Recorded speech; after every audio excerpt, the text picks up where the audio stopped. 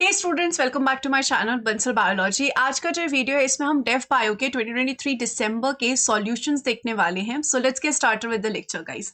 दिसंबर morning shift के ये solution होंगे। सबसे पहला अगर हम क्वेश्चन देखें तो पूछ रहा है कि स्पर्म में यहाँ पर एक एंजाइम है जो कि बेसिकली किसमें हेल्प करता है, penetration of the egg during fertilisation in mammals में। उसको हम क्या बोलते हैं? तो अगर हम यहाँ पर देखिए, स्पर्म जो है उसको एग में एंट्री करने के लिए जो एग है उसकी बैरियर को कंट्रोल करना पड़ेगा, जिनमें से यहाँ पर एक होता है जोना पेलुसिडा। तो स्पर्म को यहाँ पर बेसिकली इस लेयर का डाइजेशन करवाना पड़ेगा ताकि स्पर्म एंट्री कर सके। तो उसके लिए यहाँ पर हाइयालुरोनिडेज एंजाइम प्रेजेंट होता है, जिसका बेसिकली काम होता है डाइजेशन करवाना और स्पर्म की एंट्री करवाना। तो ये स्पर्म लाइसिन होते हैं, जिसकी वजह से यहाँ पर जो है एग के अंदर स्पर्म की एंट्री हो पाएगी। तो स्पर्म प्रोड्यूस करता है substance of enzymatic nature called sperm lysine.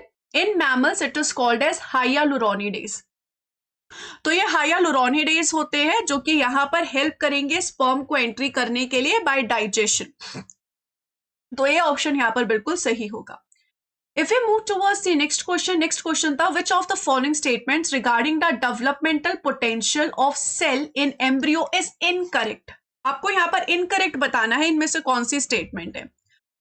सबसे पहले यहाँ पे बोल रहा है the egg of the 4-cell stage mouse embryo are totipotent। Totipotent का मतलब क्या होता है? टोटीपोटेंट का मतलब होता है कि वो पूरा एम्ब्रियो बना सकते हैं, यानी कि वो इनर सेल मास बना सकते हैं, दैट इज एम्ब्रियो। और उसी के साथ साथ इनर सेल मास के साथ साथ जो एक्स्ट्रा एम्ब्रियोनिक लेयर है ट्रोफोब्लास्ट की भी सिंथेसिस कर सकते हैं। तो जो 4-सेल स्टेज होती है वो काफी अर्ली है और वो टोटीपोटेंट सेल्स होते हैं जिनके पास टोटल पोटेंशियल होता है एम्ब्रियो बनाने का भी और एक्स्ट्रा एम्ब्रियोनिक लेयर्स बनाने का भी। Spermatogonial stem cells in testis are unipotent. बिल्कुल सही बात है, यूनिपोटेंट होता है। यूनिपोटेंट का मतलब है कि ये स्टेम सेल सिर्फ एक ही तरीके के सेल्स को बना पाएंगे। Hemopoietic stem cells which can differentiate into blood cells are multipotent. बिल्कुल सही बात है, वो मल्टीपोटेंट होते हैं। मल्टीपोटेंट यानी कि वो मेनी टाइप ऑफ सेल्स बना सकते हैं। मेनी टाइप ऑफ सेल्स यानी कि जो ब्लड सेल्स होते हैं जैसे कि आरबीसी, डब्ल्यूबीसी, प्लेटलेट्स, उनके सिंथेसिस कर सकते हैं। तो मल्टी है क्योंकि बहुत सारे सेल्स को बना सकते हैं। वहीं अगर हम यहाँ पर बी स्टेटमेंट देखें तो बी स्टेटमेंट यहाँ पे बोल रहा है the cells of the inner cell mass of the mouse blastocyst differentiate into trophectoderm, mesoderm and endoderm. अगर हम यहाँ पर देखें, इनर सेल मास एक ऐसी लेयर है जो कि बेसिकली एम्ब्रियो को बनाती है और उसके बाहर जो ट्रोफोब्लास्ट लेयर होती है वो एक ऐसी लेयर है जो कि यहाँ पर एक्स्ट्रा एम्ब्रियोनिक लेयर को बनाती है। एक्स्ट्रा एम्ब्रियोनिक लेयर अगर हम यहाँ पर देखें तो कौन सी लेयर हो जाती है? जैसे कि प्लेसेंटा को बनाती है। तो यहाँ पर ट्रोफोब्लास्ट जो है उसमें होते हैं ट्रोफोएक्टोडर्म। तो यहाँ पर सेल्स जो है वो डिफ्रेंशिएटेड होते हैं। जो अंदर वाले सेल है वो इनर सेल मास और ये जो बाहर वाली लेयर होती है ट्रोफोएक्टोडर्म होती है। इनर सेल मास कभी भी ट्रोफोएक्टोडर्म की सिंथेसिस नहीं कर सकते हैं, इसलिए इनर सेल मास को हम टोटीपोटेंट भी नहीं कहते हैं, प्लूरीपोटेंट कहते हैं। क्योंकि अगर टोटीपोटेंट होता तो वो इन दोनों की सिंथेसिस कर पाता, लेकिन वो इन दोनों की सिंथेसिस नहीं कर सकता, इनर सेल मास और ट्रोफोएक्टोडर्म की। वो प्लूरीपोटेंट होता है, वो सिर्फ और सिर्फ एम्ब्रियोनिक लेयर बना सकता है जैसे कि एक्टोडर्म, मेसोडर्म, एंडोडर्म, पर ट्रोफोएक्टोडर्म नहीं बना सकता। तो बी ऑप्शन यहाँ पर बिल्कुल सही हो जाएगा। If we move towards the next question पूछ रहा है which one of the following statement is correct for dosage compensation in mammals? Mammals में डोसेज कंपनसेशन जो होता है ह्यूमंस में होता है, उसके लिए करेक्ट क्या है? देखिए, अगर हम यहाँ पे नॉर्मली देखिए, एक फीमेल के पास 2 एक्स क्रोमोसोम होते हैं और एक मेल के पास एक एक्स होता है और एक वाई होता है। तो इस कंडीशन में फीमेल के पास 2 एक्स क्रोमोसोम होने की वजह से किसी भी एक क्रोमोसोम का रैंडमली इनएक्टिवेशन होता है ताकि यहां पर क्या करवा सके, डोसेज कंपनसेशन कराया जा सके। एज मेल्स के पास सिर्फ एक एक्स क्रोमोसोम है। अब ये जो प्रोसेस होता है ये प्रोसेस एकदम रैंडम प्रोसेस होता है। किसी सेल में फीमेल की बॉडी में ऐसा हो सकता है कि जो पापा से आया हुआ एक्स क्रोमोसोम है वो साइलेंट हो जाए, वो इनएक्टिव हो जाए, और किसी कंडीशन में ये हो सकता है कि मम्मी से आया हुआ एक्स क्रोमोसोम जो है किन्हीं किन्हीं सेल्स में इनएक्टिव हो जाए। तो इसकी वजह से यहाँ पर क्या होता है, ये एक मोजाइक टाइप ऑफ सेल्स को दिखाता है, क्योंकि इसमें डिफरेंट डिफरेंट सेल्स में या तो मम्मी का क्रोमोसोम इनएक्टिव है या फिर पापा का एक्स क्रोमोसोम इनएक्टिव है। तो अगर हम यहां पर समझने की कोशिश करें तो X chromosome inactivation in females occurs in the zygote immediately after fertilisation. नहीं, जाइगोट में नहीं होता है, अलग अलग सेल्स में जब डेवलपमेंट हो जाती है तो अलग अलग सेल्स में रहता है, क्योंकि जाइगोट में अगर इनएक्टिवेशन हो गया तो कोई एक एक्स क्रोमोसोम परमानेंटली इनएक्टिवेट होता। फॉर एग्जाम्पल पेरेंटल वाला इनएक्टिवेट होता, I am so sorry, paternal वाला इनएक्टिवेट होता। पेटर्नल वाला अगर इनएक्टिव हो जाता तो इस कंडीशन में यहां पर इससे जितने भी सेल्स बनते हैं उन सभी सेल्स में पेटर्नल वाला यानी कि पापा की तरफ वाला इनएक्टिव होता। लेकिन ऐसा नहीं होता है, कुछ सेल्स में मम्मी वाला इनएक्टिव हो सकता है, कुछ सेल में पापा वाला इनएक्टिव हो सकता है। तो ए ऑप्शन यहाँ पे नहीं होगा। X chromosome inactivation is non random. नहीं, नॉन रैंडम नहीं होती, बिल्कुल रैंडम प्रोसेस है जिसमें किसी में मम्मी वाला एक्टिव हो सकता है, किसी में पापा वाला सेल्स में इनएक्टिव हो सकता है। Y chromosome of males is seen as Barr body. Y chromosome inactive नहीं होता, X क्रोमोसोम इनएक्टिव होता है, जिसकी वजह से X क्रोमोसोम एक्चुअल में बार बॉडी के जैसे दिखेगा। The body of female is a mosaic of cells, some having paternal X and some having maternal X inactivated। बिल्कुल सही बात है, आप यहाँ पर ये चीज देख भी सकते हो कि जाइगोट में दोनों X मौजूद थे, अर्ली क्लीवेज में भी दोनों X एक्टिव है, लेकिन जैसे जैसे इम्प्लांटेशन होने लगती है, जैसे जैसे ग्रो होता है, वैसे वैसे रैंडम इनएक्टिवेशन होने लगता है और कोई एक एक्स क्रोमोसोम इनएक्टिव होने लगता है। अब ये जो एक्स क्रोमोसोम है किसी का भी हो सकता है, ये एक्स क्रोमोसोम एक मम्मी की साइड का भी हो सकता है, पापा की साइड का भी हो सकता है, जैसे कि आप इस पिक्चर में देख भी सकते हो। तो यहाँ पर बेसिकली कौन सा ऑप्शन सही होगा? यहाँ पर basically D option will be absolutely correct. अगर हम नेक्स्ट क्वेश्चन की तरफ चले तो वो पूछ रहे हैं which one of the following floral homeotic genes is transcribed in all 4 whorls during flower development. So अगर हम यहाँ पर देखिए, नॉर्मली 4 वर्ल्स जो होते हैं कौन कौन से होते हैं? एक सेपल होता है, एक पेटल होता है, एक यहाँ पर स्टेमन होता है और एक यहाँ पर रहता है कार्पल। इस तरीके से यहाँ पर 4 वर्ल्स होते हैं। अगर हम इन 4 वर्ल्स को देखें तो इन 4 वर्ल्स को बनाने के लिए हमें यहाँ पर होम्योटिक जीन्स चाहिए होते हैं, जो कि बेसिकली 3 क्लासेस में डिवाइड होते हैं, क्लास ए, क्लास बी और क्लास सी में। जो क्लास ए है उसके अंदर यहाँ पर जो क्लास ए है उसके अंदर यहाँ पर बेसिकली दो जीन्स आते हैं, एक का नाम है ए पटेला 1 और एक का नाम है ए पटेला 2। ए पटेला 2 जो है वो एक ऐसा जीन है जो कि यहाँ पर सारे के सारे वर्ल्स में एक्सप्रेस होता है, चारों वर्ल्स में वो एक्सप्रेस होता है। वही जो ए पटेला 1 होता है वो रिस्ट्रिक्टेड होता है फर्स्ट और सेकेंड वर्ल्ड में ही। तो यहाँ पर टोटल 4 वर्ल है, 1 2 3 4। पहला वाला है सेपल के लिए, दूसरा वाला रहता है पेटल के लिए, तीसरा वाला है स्टेमन के लिए, फोर्थ है कार्पल के लिए।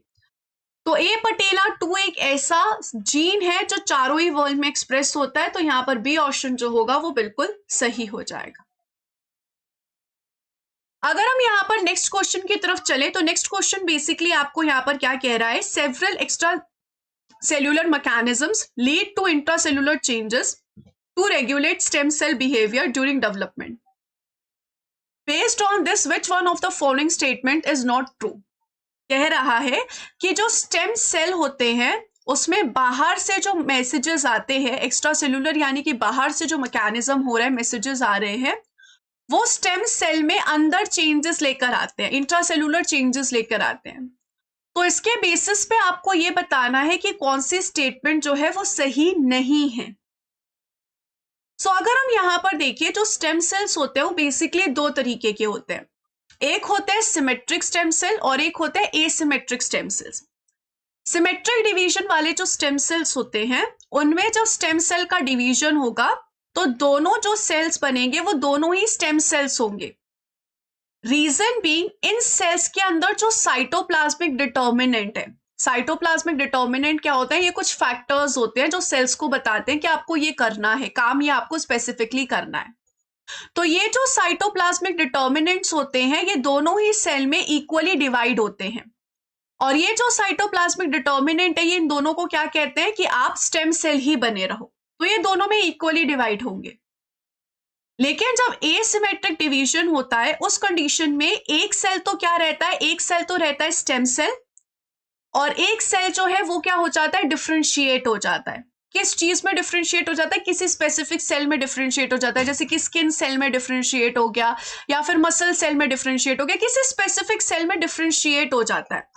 तो इस कंडीशन में यहां पर जो साइटोप्लाज्मिक डिटर्मिनेंट्स जाते हैं वो अनइक्वल जाते हैं। उसमें यहां पर स्टेम सेल को मैसेज देने वाले जो साइटोप्लाज्मिक फैक्टर्स है वो स्टेम सेल के पास रह जाते हैं, और जो डिफरेंशिएशन वाले होते हैं वो डिफरेंशिएटेड वाले सेल्स में जाने लगते हैं।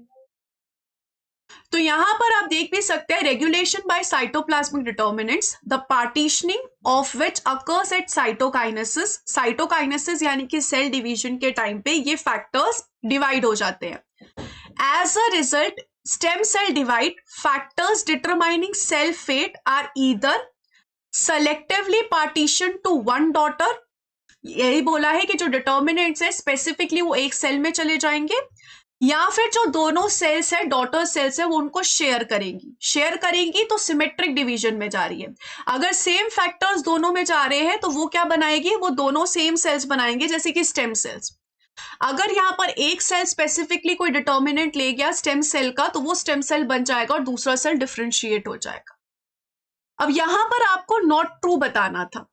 क्वेश्चन में क्या बोला है, partitioning of cytoplasmic determinants distributes factor determining cell fate evenly in daughter cells during asymmetric division.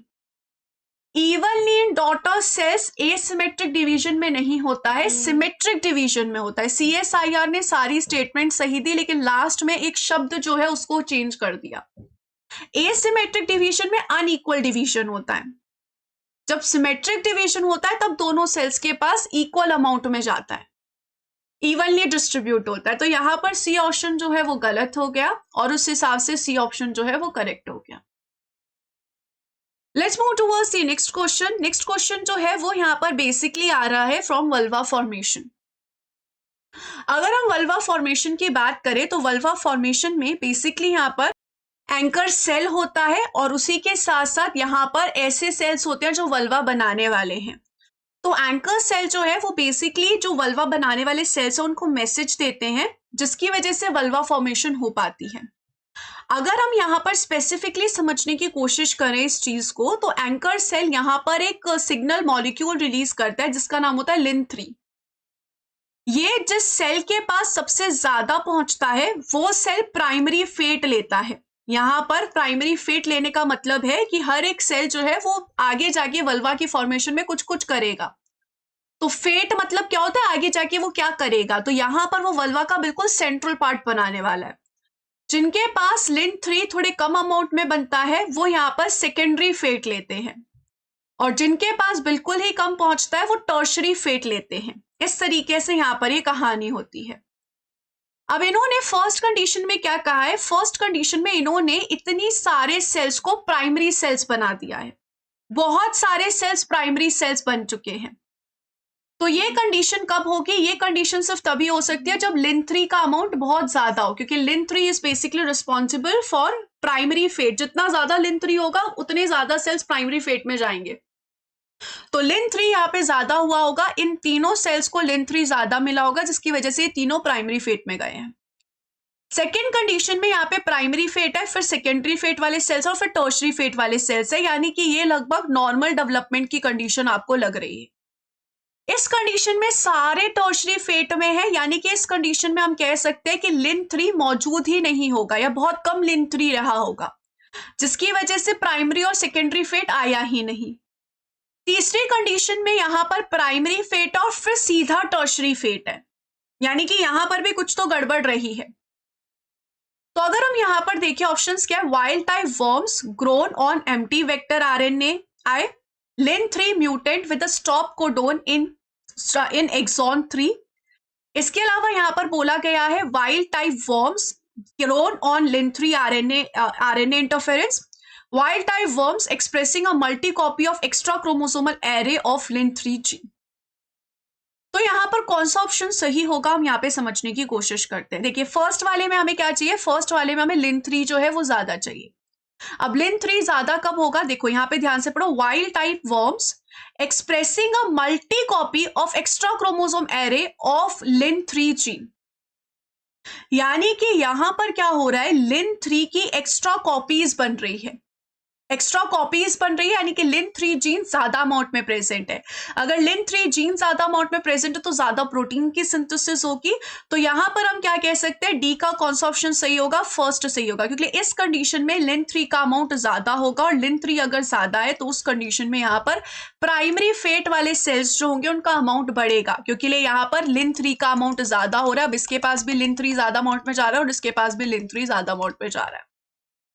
जैसे ही हमने ये किया, हमारा ए ऑप्शन जो है वो करेक्ट आ गया। सेकेंड वाले में देखिए तो इसमें क्या हो रहा था, नॉर्मल डेवलपमेंट चल रही थी। तो नॉर्मल डेवलपमेंट यहां पर चल रही है, यानी कि ठीक ठाक चीजें। अब देखो इसमें क्या है, इसमें तो इन्होंने स्टॉप कोडोन ही पहले ले आए हैं।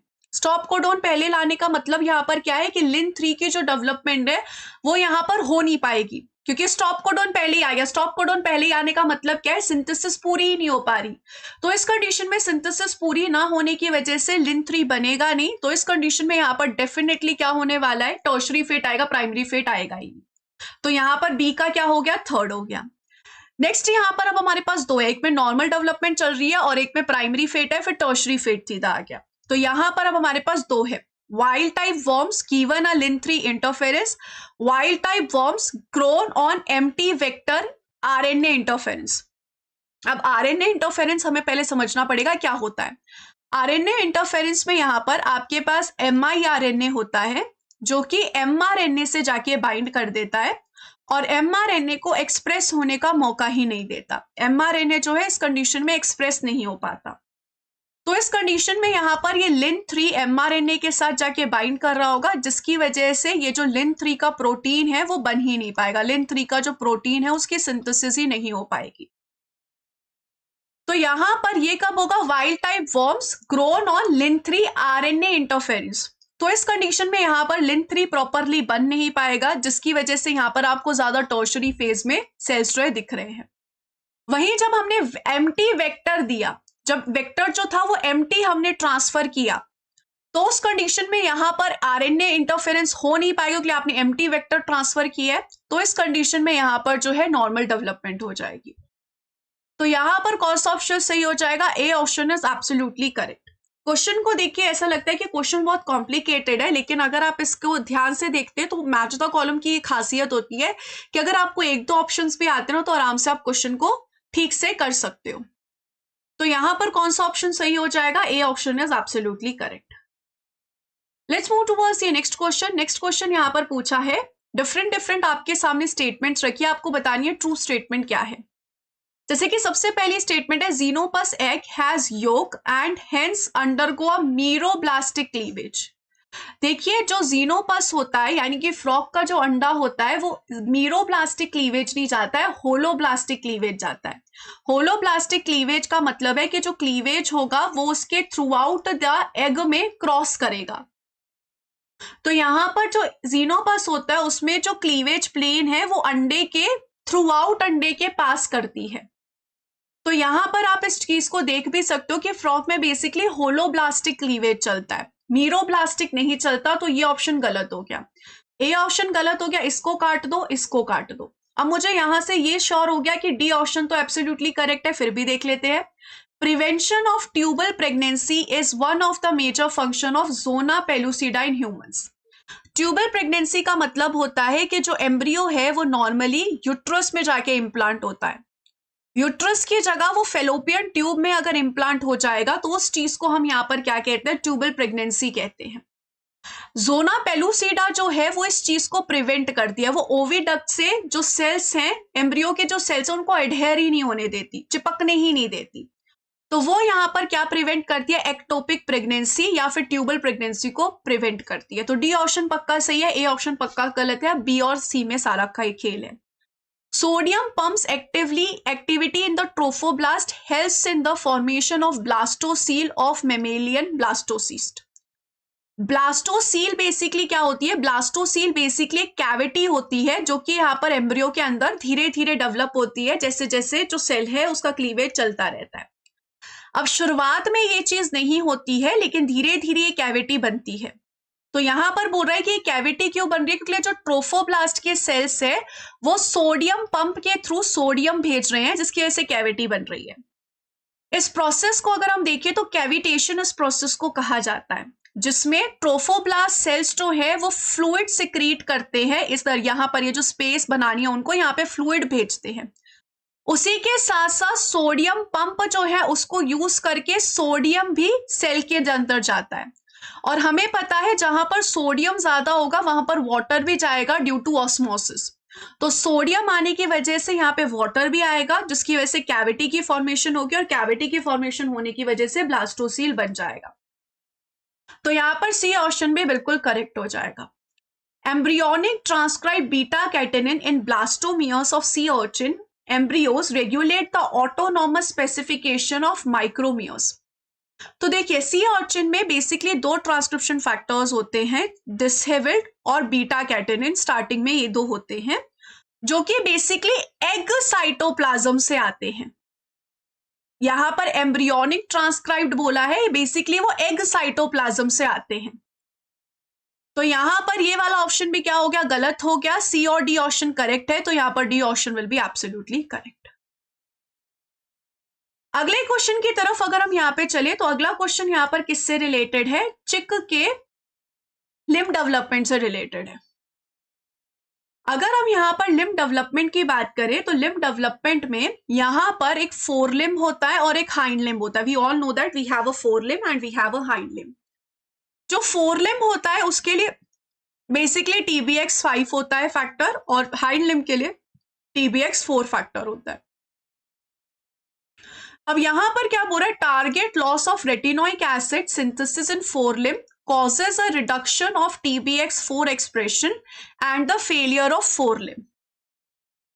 देखिए TBX4 एक्सप्रेशन जो है वो बेसिकली हाइंड लिम्ब में होता है, तो उसके रिडक्शन होने की वजह से फोर लिम्ब का फेलियर कैसे हुआ, हाइंड लिम्ब का फेलियर होना चाहिए था, फोर लिम्ब का फेलियर कैसे हुआ। ए ऑप्शन तो पक्का गलत है, ए ऑप्शन तो पक्का गलत है, इससे मैं श्योर हो गई। बी ऑप्शन तो पक्का सही है। बी ऑप्शन अगर हम यहाँ पर देखिए तो क्या बोल रहा है, when FGF10 secreting beads are placed at a somite level that induce limb bud expressing TBX5 in the anterior and TBX4 in the posterior, a chimeric limb can be formed। कह रहा है अगर हम एक सोमाइट में FGF का beads रख दे तो इस कंडीशन में काइमेरिक हैंड बन जाएगा। काइमेरिक हैंड यानी कि जिसके पास एंटीरियर का भी हिस्सा है, पोस्टीरियर का भी हिस्सा है। ऐसा क्यों हुआ, क्योंकि वो यहाँ पर आगे की तरफ यानी कि ऊपर की तरफ TBX5 बनाएगा और नीचे की तरफ TBX4 बनाएगा, जिसकी वजह से यहाँ पर क्या होगा, काइमेरिक लिम्ब बनेगा। ये ऑप्शन बिल्कुल सही है। Constitutive expression of FGF receptors result in loss of forelimb field, demonstrating that expression of FGF8 inhibits the forelimb development। ये बात बिल्कुल सही है कि FGF8 में अगर आप गेन ऑफ फंक्शन करवाते हो तो वो क्या करेगा, TBX5 के एक्सप्रेशन को ब्लॉक करेगा, और TBX5 नहीं होगा तो इस कंडीशन में यहाँ पर क्या नहीं हो पाएगा, फोरलिम्ब की सिंथेसिस नहीं हो पाएगी। तो यहाँ पर ये स्टेटमेंट जो है वो बिल्कुल सही है। ऐसी ही चीज आप देख सकते हो, जब रेटिनोइक एसिड का लॉस होता है तो उस कंडीशन में TBX5 का रिडक्शन हो जाता है, जिसकी वजह से यहाँ पे फोरलिम्ब की सिंथेसिस नहीं हो पाती है।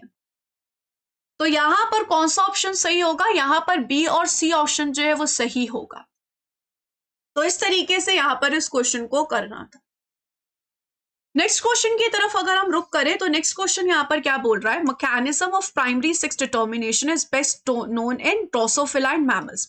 तो यहाँ पर बेसिकली ड्रोसोफिला और मैमल्स के सेक्स डिटर्मिनेशन की बात चल रही है, तो उसके बारे में इन्होंने कुछ बातें कह रखी है। सबसे पहली बात है, इन Drosophila XRY gene product is present, it may block beta catenin, ये ब्लॉक करता है बीटा कैटेनिन को, अलॉन्ग विथ SF1 एक्टिवेट करता है किस चीज को, SOX9 फैक्टर को एक्टिवेट करता है। देखिए पूरी बात बिल्कुल सच है, लेकिन CSIR ने बहुत चालाकी से यहाँ पे ड्रोसोफिला लिख दिया, जबकि ये चीज बेसिकली किस में देखी जाती है, मैमल्स में देखी जाती है। CSIR ने यहाँ पर बहुत चालाकी के साथ ये किया है। दूसरे में लिखा in mammals and alternate splicing of S6 cell transcript that remove a stop codon and allows formation of a functional protein is responsible for initiating the female sex determination. Once again CSIR ने चालाकी की, Drosophila में S6 cell gene वगैरह present होते हैं, तो यहाँ पर ड्रोसोफिला में होना चाहिए था, मैमल्स में तो होती ही नहीं है ये सारी चीजें। बी ऑप्शन भी यहाँ पे गलत हो गया, इससे मुझे पक्का पता चल गया डी ऑप्शन तो पक्का सही है। Transsplicing event in tra transcript results in the formation of functional tra protein in Drosophila, गलत स्टेटमेंट है यहाँ पर। ये क्यों गलत स्टेटमेंट है, आइए हम यहाँ पर इस चीज को समझने की कोशिश करते हैं। जैसे कि आप यहाँ पर देख भी सकते हैं, यहाँ पर लिखा हुआ है the XO cell display male traits. जो एक्सो होते हैं वो मेल ट्रेट्स डिस्प्ले करते हैं, जो XX होती हैं वो फीमेल डिस्प्ले करती हैं। जो एक्सो वाले ड्रोसोफिला होंगे वो मेल तो होंगे, लेकिन वो कैसे मेल होते हैं, वो स्टेराइल मेल होते हैं। और जो XXY वाली होंगी वो भी यहाँ पर कैसी होंगी, फीमेल होंगी। तो डी ऑप्शन तो यहाँ पर कैसा हो गया, डी ऑप्शन तो यहाँ पर बिल्कुल ही सही हो जाएगा। यहाँ पर नेक्स्ट क्या बोला है, the S6 cell pre RNA transcribed from the early promoter of XX embryos lacks a exon 3 which contains a stop codon.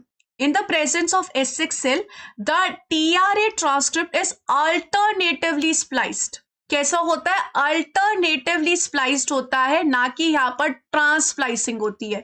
तो यहाँ पर सी ऑप्शन गलत है, ए ऑप्शन गलत है, बी ऑप्शन गलत है, तो कौन सा ऑप्शन सही हो जाएगा, B option will be absolutely correct, that D option यहाँ पे सही है। तो इस तरीके से यहाँ पर इन क्वेश्चंस को करना था। उम्मीद है कि आपको बहुत अच्छे से ये सारे क्वेश्चंस जो है वो समझ में आ गए होंगे। इसके अलावा अगर आपको मेरे साथ पढ़ना है तो आप हमारी ऐप बंसल बायोलॉजी या वेबसाइट पे विजिट कर सकते हैं और हमारे साथ आके PhD और MSc एंट्रेंस की तैयारी कर सकते हैं। Wish you all the very best guys, thank you so much for watching this video, take care of yourself. अगर आपको कोई भी दिक्कत आए प्रिपरेशन से रिलेटेड तो आप हमें यहाँ पर मैसेज भी कर सकते हैं। जो मैसेज का नंबर है वो आप यहाँ पर देख सकते हैं, कौन से नंबर पे आपको मैसेज करना है या फिर आपको किस नंबर पे कॉल करना है। अगर कोर्स लेने के बाद या कोर्स लेने से पहले आपको कोई भी दिक्कत आती है तो आप इन नंबर्स पे कॉल कर सकते हैं या व्हाट्सएप पे मैसेज भेज सकते हैं। Wish you all the very best guys, take care of yourself.